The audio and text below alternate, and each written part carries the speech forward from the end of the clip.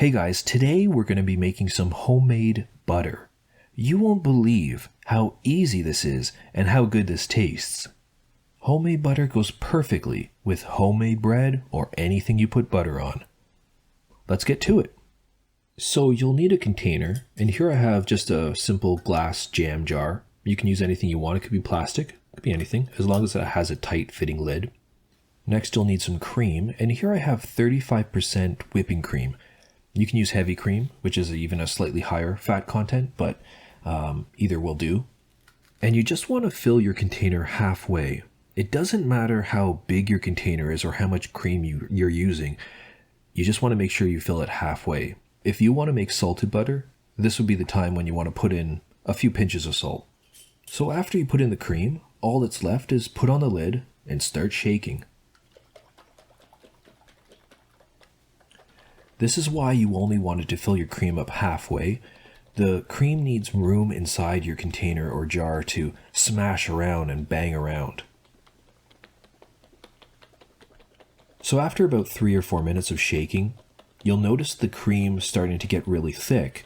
And it's at this point that the cream has now changed to whipped cream. Now, as good as whipped cream is, that's not what we want. We want butter, so let's keep shaking.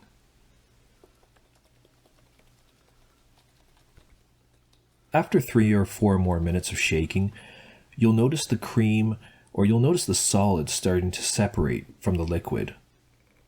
What's happening is the butter is separating from the buttermilk.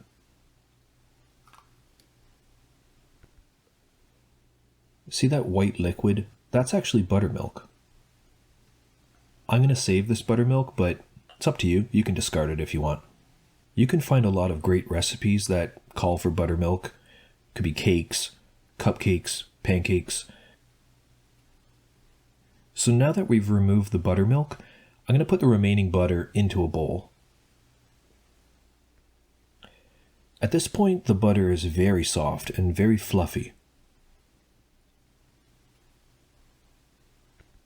Next, we're going to remove any remaining buttermilk. So just pour over some cold water and then dump that. And then we'll go again with some more cold water. We're going to just keep repeating this process until the water in the bowl is clear.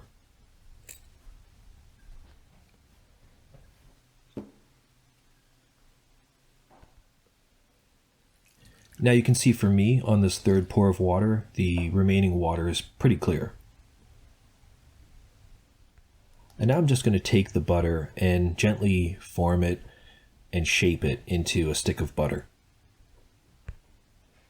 And just like that, you're done. The butter is ready to go. The only thing left to do is taste it. I hope you guys try to make butter for yourselves. It's so easy and tastes so good.